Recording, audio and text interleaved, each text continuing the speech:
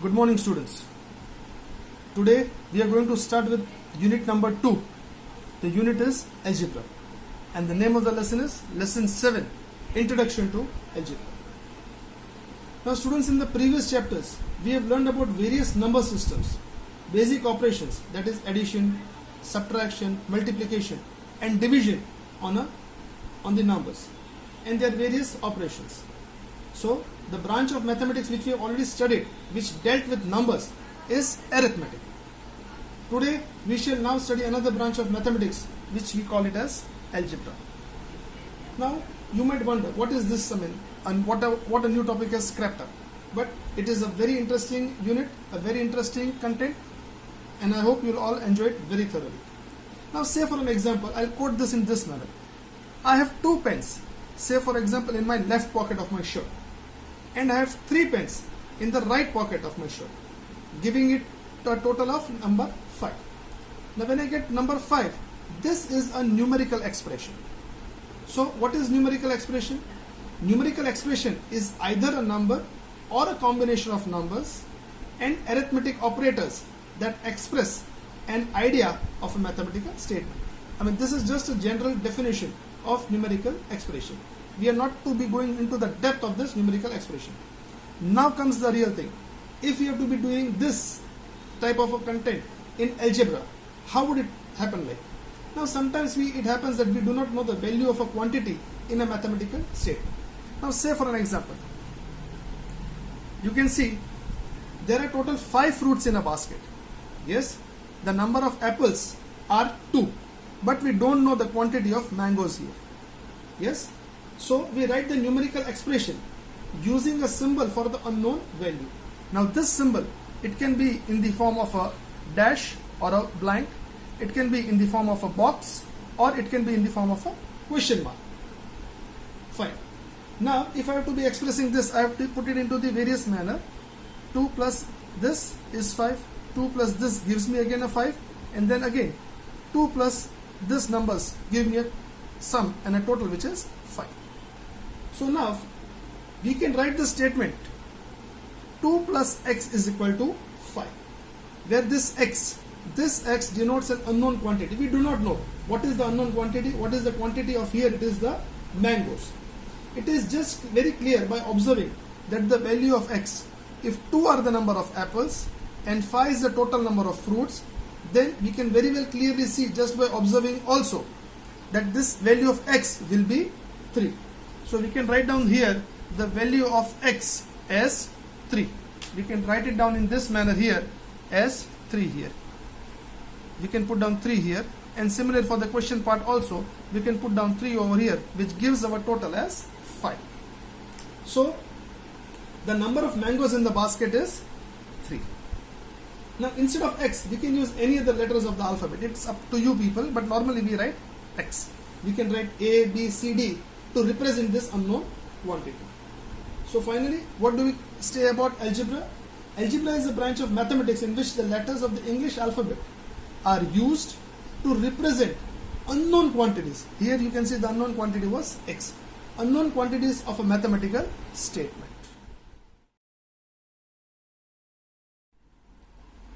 Okay, we continue with the topic for the students. The topic now that we are going to deal with is variables and constant. Let us take an example. Every morning, Raman goes to a milk booth to buy milk and curd for his family. For this, we'll refer table number 7.1 from the textbook. Now, as you can see, this is the number of days that are mentioned. It goes on from Monday to Sunday, but I've just taken, for the sake of convenience, I've taken only 2 days, Monday and Tuesday.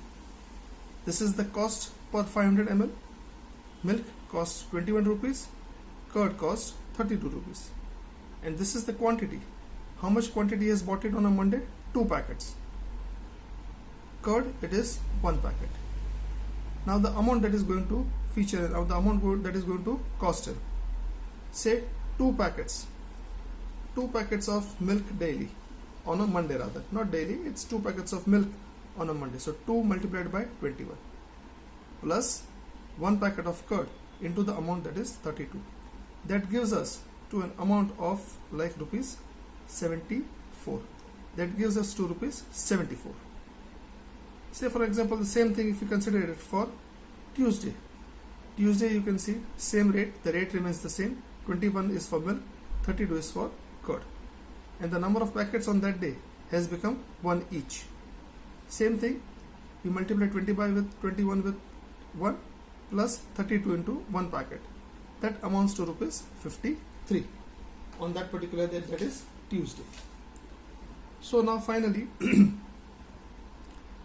the amount paid by Raman each day can be generalized with this formula: 21 into A. 21 is the amount of milk into A, that is the milk packet, plus 32, the rate of curd, into B, the packet, the number of packets, is equal to the total amount. Now the values of A, B and C are different for each days of the week. You can see I have mentioned it out over here. On the each different days, Monday, Tuesday, Wednesday till Sunday, the rate, the amount is not the same. It changes for each day of the week. It's not the same. So letters A, B and C are used to denote quantities whose values are not fixed at all, and hence they are known as variables or are known as literals.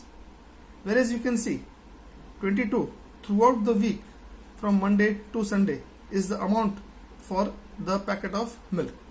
32 is the amount of packet for the curd. This remains constant throughout the week. These two quantities, they remain fixed throughout the entire week.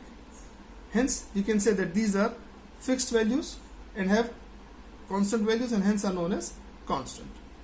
Now let us take some few examples. I'll just quote it for you people. What are the few examples of variables that we come across our day-to-day life? Like we can say days in a month. Yes, petals of in a flower, they don't remain same for a different, they are different for different flowers. Number of absentees in a class section of class 6C. Some days there might be full attendance, on some day there might be lesser than that. Some days you might have odd number of students present, or in such a manner. It doesn't remain the same. Travelers in a public transport. Yes, people traveling by bus or like train, they don't remain fixed on a each day of the week. They don't remain the same, or throughout the year they don't remain the same.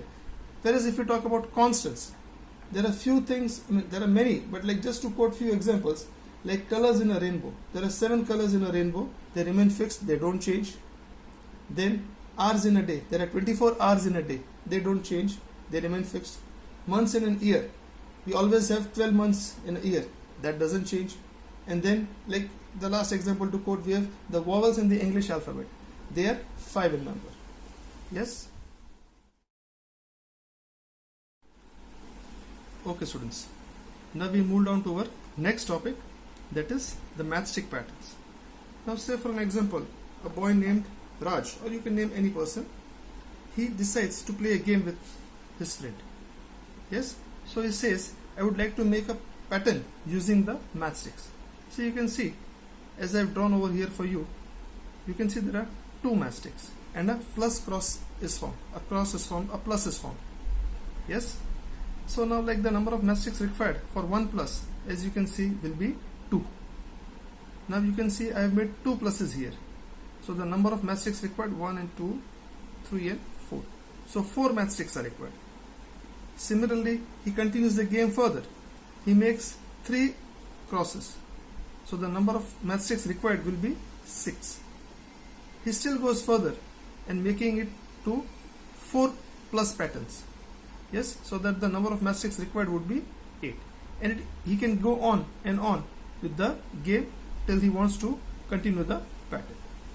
Now the question is, if his friend asks him, if he wants to make 25 patterns, 25 plus patterns like this, how many matchsticks would be required?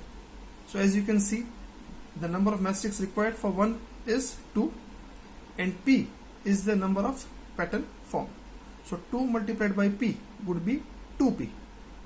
Okay. So now if you want to make 25 such patterns, then we will multiply, we'll do what? We'll multiply 2, because that is the number of sticks required to make 1 pattern, 2 into the number of patterns, that is 25, and we will get 50 matchsticks required, or we will be requiring, or he will be requiring 50 matchsticks to form such a pattern. Let us take one more example. A friend of his further wants to form a different pattern. You can see a triangle is formed. For one triangle, 3 matchsticks are required. You can see 2 triangles, they require 6. 3 such triangles require 9. 4 such triangles, they require 12 matchsticks. And again it can continue on and on. So say for an example, he is asked in his question, if one requires to form 11 such triangle patterns, what are the number of matchsticks required? The rule remains the same as above. 3 is the number of matchsticks required to form one such triangle pattern into P. P is one such pattern. So 3 into P will be making it to 3P. And the question is 11 patterns, 11 triangular patterns to be formed. So 3 multiplied by 11. He or she will be requiring 33 matchsticks to form such a pattern. Now let us quote an example, 2B. 2B is like, what will be then the rule to form such a pattern? I repeat, what will be the rule for making a pattern with using the number of matchsticks? Now you can see I have drawn an H over here. This is the first matchstick, second one, and the third matchstick. So for one H pattern there is there 3 matchsticks are required. For 2, similarly for 3, I have drawn the number of matchsticks, and for number 4 such H patterns. I have explained it to you people with the help of a table. As you can see, the number of H formed, these are the number of H and they are formed, and the number of matchsticks that are required. You can see if one H pattern is to be formed, how many matchsticks are required? 3 matchsticks are required. How? The rule goes as 2 into 1, one pattern plus 1 is the rule that is to be followed. So this makes 2 into 1 is 2 plus 1, 3 matchsticks are required. 2 H patterns, number of matchsticks required will be 5. Again the same rule, 2 into 2 plus 1, making it to 2 to the 4 plus 1, 5. For making 3 H patterns, how many matchsticks required will be 7. Rule is same again, 2 into 3 plus 1, 3 to the 6 plus 1, 7. Similarly for 4, 2 into 4 plus 1, this is 8 plus 1, making it to 9 matchsticks. And this is till it goes on and on till you continue the pattern. So what is the rule required, and what is the rule here? The rule is 2m plus 1, where m is the number of patterns formed. If you can see, just to check it out for the rule, let us say check it out for this. If 4 H patterns are there, so then you multiply 2 into 4 is 8 plus 1, you get 9 as your answer. So m here denotes 2 into m plus 1, and m is the number of patterns required to form such a pattern. Okay dear students, for today's topic we end up with this. I hope you have understood the content and the introduction to algebra. Thank you all and God bless.